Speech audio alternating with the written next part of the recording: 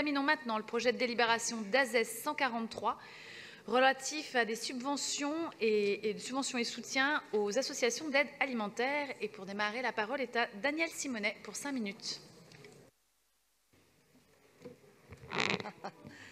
Souffrez, souffrez que la question de l'urgence sociale et de l'aide alimentaire mérite bien 5 minutes, mais je ne les prendrai peut-être pas dans leur globalité.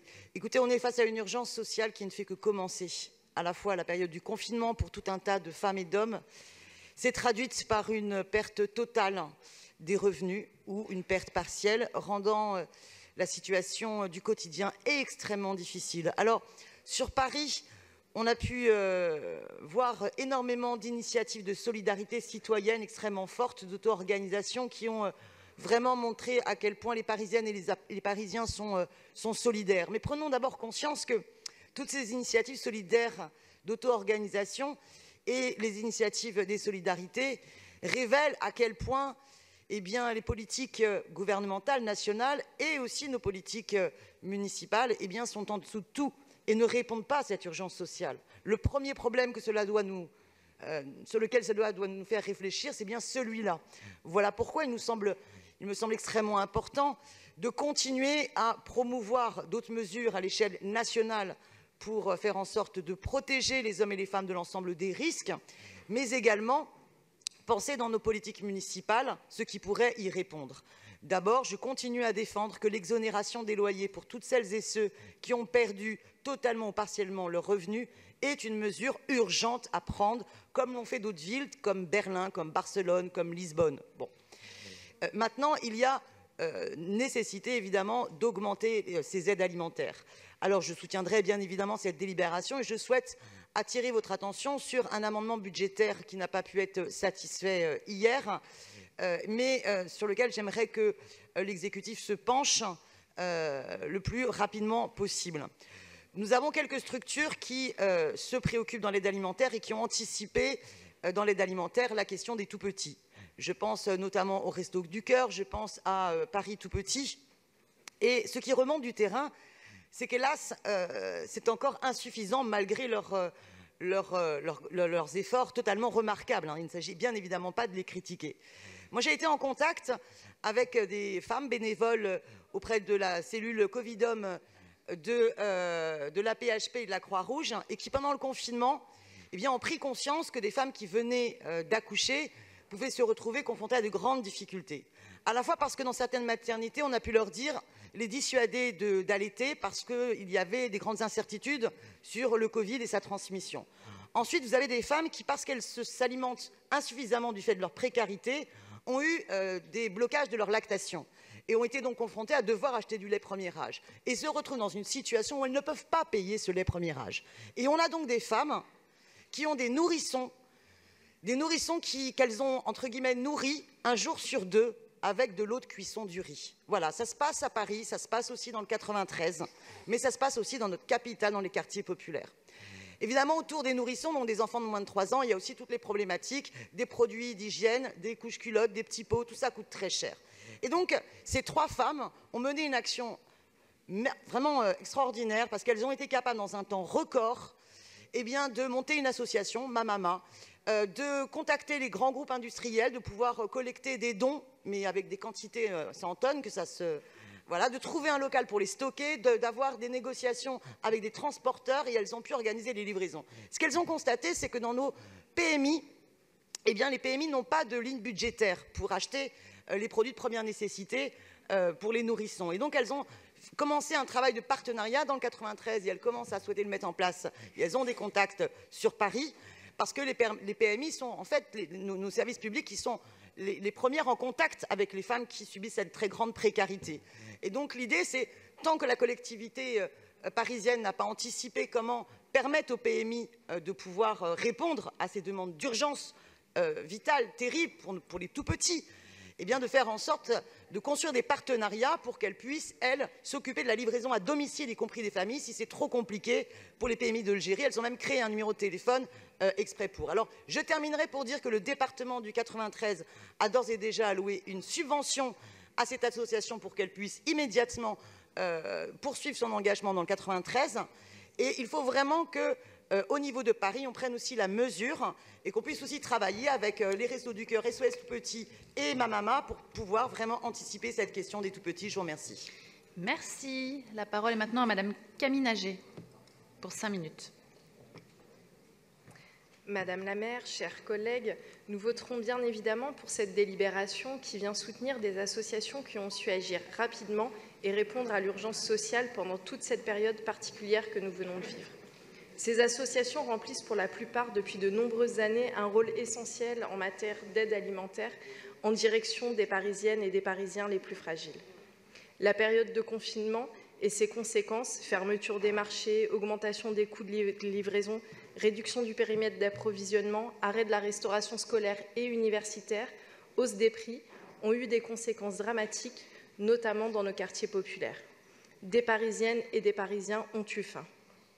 Nous tenions donc à saluer et à remercier avec force l'ensemble des salariés et bénévoles associatifs engagés de longue date, ainsi qu'aux nouveaux volontaires, nombreux, qui ont permis de renforcer en urgence, en plein confinement, les dispositifs d'aide alimentaire à Paris dans des conditions difficiles.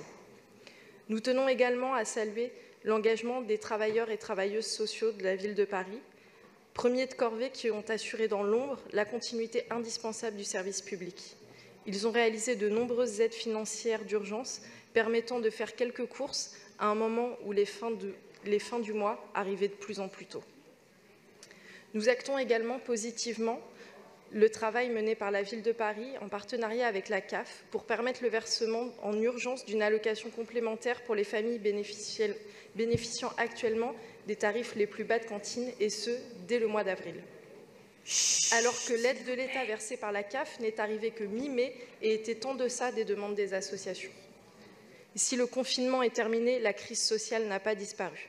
Salariés en CDD non renouvelés, intérimaires, étudiants, nombreux sont celles et ceux qui n'ont pas repris une activité normale et n'ont pas retrouvé le pouvoir d'achat dont ils disposaient avant le confinement, les faisant parfois basculer de la précarité à la pauvreté.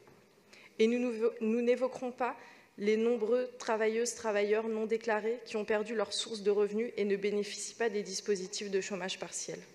Pour nombre de Parisiennes et de Parisiens, la précarité alimentaire ne s'est pas arrêtée à la levée du confinement et ne risque pas de s'arrêter.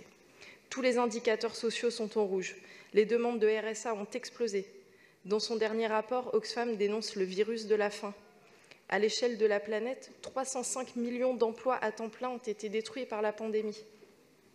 La mobilisation de la Ville de Paris et le soutien apporté aux associations et à leurs bénévoles vont devoir se poursuivre dans les mois qui viennent afin de continuer à lutter contre la précarité alimentaire en multipliant les types de réponses. Panier repas, colis alimentaires, panier de fruits et légumes, restauration assise, car chaque famille a des besoins différents. Je vous remercie. Merci beaucoup. Pour vous répondre, Léa Filoche. Madame la maire, chers collègues, cher Daniel Simonet, chère Camille Naget, vos interventions montrent, s'il en était besoin, votre mobilisation, notre mobilisation, pour faire face à la crise alimentaire. En effet, cette délibération est très importante pour notre Conseil et à quelques jours du début du mois d'août, elle permet de répondre aux besoins de trésorerie d'associations d'aide alimentaire qui interviennent sur le territoire parisien tout au long de l'année et qui ont été énormément sollicitées pendant le confinement. En effet, c'est habituellement 11 000 repas par jour assurés par l'engagement de tous les acteurs que nous sommes passés pendant le confinement à 17 000 repas par jour. Par cette délibération, nous allons donc adopter le montant de subvention pour 16 associations pour un montant global de 1,6 million d'euros. Il s'agit pour la plupart de reconduction de conventions et de subventions avec une augmentation afin de pallier au surcoût engendré par la crise. Cela a été dit par vous deux, chers collègues. La crise sanitaire a mis en lumière une crise alimentaire sans précédent. Nous avions conscience de cette crise, notamment dans la construction du pacte parisien de lutte contre la grande exclusion ou dans la stratégie alimentation durable adoptée par notre Conseil en mai 2018, mais son ampleur a été aggravée par le confinement et la crise sanitaire. Hier encore se déroulait la réunion de coordination des acteurs parisiens de l'aide alimentaire que nous avons voulu hebdomadaire pendant toute la période du confinement. Les constats des acteurs de terrain sont inquiétants, le nombre de bénéficiaires continue d'augmenter et les publics changent également. Les familles sont plus nombreuses, comme les personnes âgées, mais aussi les jeunes. Encore une fois, si cette délibération n'intéresse pas certaines et certains, je vous invite sincèrement à sortir de l'hémicycle. Hors période de confinement, les familles pouvaient s'appuyer sur la restauration scolaire pour garantir un repas équilibré par jour conséquent à leurs enfants. Certains ménages pouvaient compter sur la solidarité des restaurateurs et des restauratrices parisiens. Les ménages âgés pouvaient compter également sur une solidarité de voisinage, sur nos restaurants solidaires dont nous avons doublé le nombre lors du précédent mandat, passant de 6 à 12 restaurants, et sur un grand nombre de bénévoles aussi qui ont été confinés. En 2019, la mobilisation financière de la ville de Paris a permis que soient servis plus de 4 millions de repas aux Parisiennes et aux Parisiens démunis sous forme de distribution de colis, de distribution de repas chauds dans la rue, de restauration assise ou d'épicerie solidaire tout au long de l'année. Pendant la période de confinement, un certain nombre de dispositifs ont été créés, complétant tout cela. 3 grands sites municipaux ont été mobilisés en urgence au Carreau du Temple, dans le 4e, au Grand Voisin, dans le 14e, et à Barbès, dans le 18e. Et ont ainsi été coordonnés par l'association Aurore, qui a pu s'organiser en un temps record pour produire 5000 paniers repas par jour, afin d'alimenter plusieurs distributions sur tout le territoire de Paris.